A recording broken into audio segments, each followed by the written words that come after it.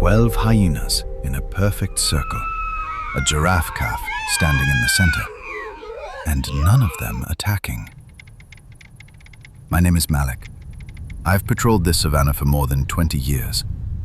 Some stories stay with you forever. This is one of them. What frightened me wasn't the idea of them tearing him apart. It was the waiting. Because after 2 decades out here, I learned something simple. When predators wait, they know something you don't. I pushed the Land Rover hard across the red dirt. The engine roared. Dust rose behind me like a storm chasing my back. 300 meters. 200. 100. The calf was pinned against a cliff. 15 meters of open air behind him. His legs shook so badly I thought he'd collapse before I reached him. The hyenas turned their heads toward me, but they didn't run. They just watched, calculating. It was the kind of silence that comes right before everything goes wrong. And I was about to find out why. I drove straight into the circle, headlights full beam, horn tearing through the savanna. The hyenas scattered, but they didn't leave. They stopped 20 meters away, sat in the golden grass, tongues hanging out, eyes locked on me. Waiting. I stepped out slowly. The calf was young, 2 months old, maybe less. Those long legs trembled like they might snap. And when his eyes met mine, they weren't wild. They were empty. The look of someone who had already given up. "Easy, little one," I said softly, hands open. "It's over. I'm here." He didn't bolt, didn't try to kick. He just stood there, breathing too fast, pupils blown so wide his eyes looked black. Then he did something that broke something inside me. He lowered his head, slowly, until his muzzle almost touched the ground. Among giraffes, that gesture means one thing: total surrender. He was telling me, the only way he knew how, that he had nothing left. My throat tightened. I placed my hand on his neck. Warm, soft. His heart was racing so fast it felt like it might tear itself apart. "I'm getting you out of here," I whispered. "You just need to hold on a little longer." The plan was simple: move him away from the cliff, guide him to the trailer, get him to the vet base. But the moment I tried to make him walk, everything fell apart.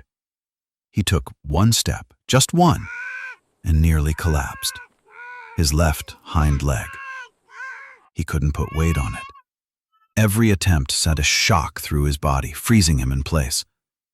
My stomach dropped. I looked back.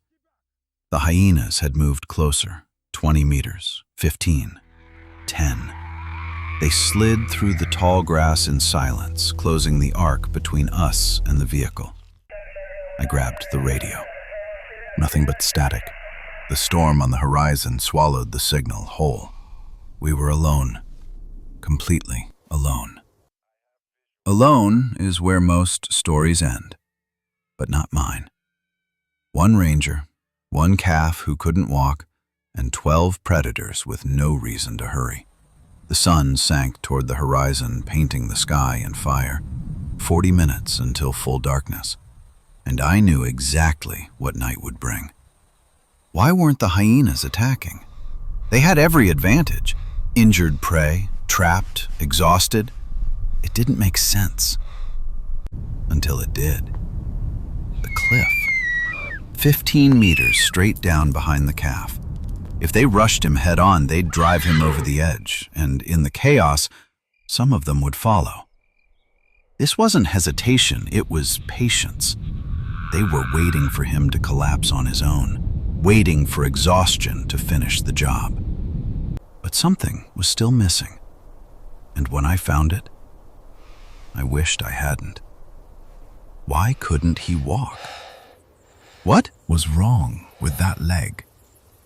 I crawled toward his left hind leg. He flinched, but didn't pull away. He didn't have the energy to be afraid of me anymore. I parted the fur carefully, and I stopped breathing. Barbed wire.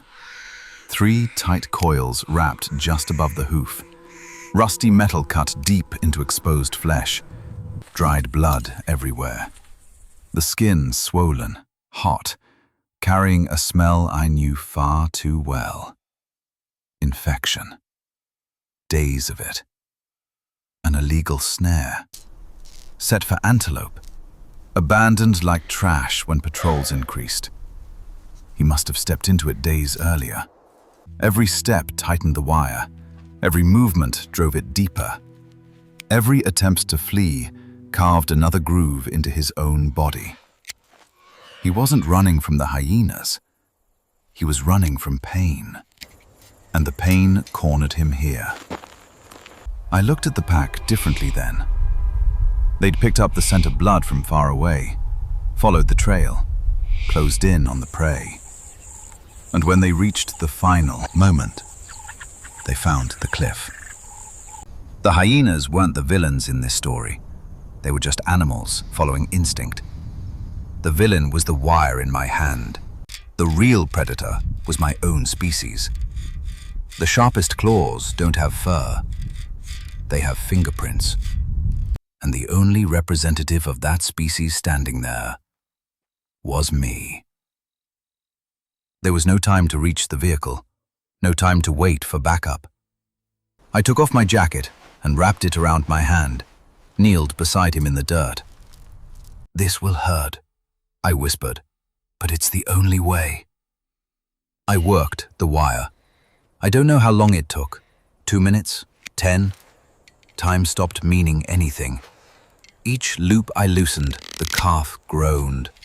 Low, guttural, almost human. The hyenas crept closer. 8 meters. 6.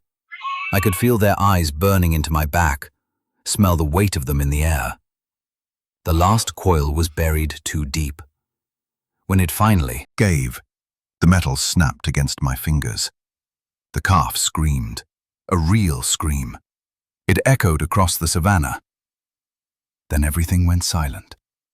He collapsed, all 4 legs folded at once. His body hit the earth hard, eyes rolled back, breath gone. The hyenas rose together, ears forward, muscles tight. I pressed my hand to his neck, searching for a pulse, weak, fading, slipping away. 5 seconds, 10, an eternity, packed into silence. Then his chest expanded, a deep, desperate breath, like someone breaking the surface at the last possible second. His body shuddered, eyes opened slowly, cloudy, but alive. The hyenas hesitated. I stood between them and the calf, spread my arms, made myself bigger than I felt. "It's over," I said, firm, steady. "Not today." One by one they backed away, vanished into the tall grass, dissolved into the dusk as if they'd never been there. The calf tried to stand. First, attempt, down. Second, almost. Third, he held, trembling, bleeding, but standing. Then I saw it. On the horizon, cut against the last thread of sun, a tall silhouette moving toward us. His mother. The calf recognized her instantly. Something shifted in his eyes, something that looked like hope. He started walking, limping, slow, each step costing everything he had, but determined. Before he left, he stopped, turned his long neck back toward me. 3 seconds, long enough to say everything words can't. Then he went. I stayed there, alone, watching mother and calf disappear together into a burning horizon. For 20 years, I blamed predators. But that afternoon, I finally understood. The hyenas were following their nature. The barbed wire was left by us. And if there's any redemption for what we do to this world, it begins when we choose to step into the circle. As long as there's life left to save, I'll be here.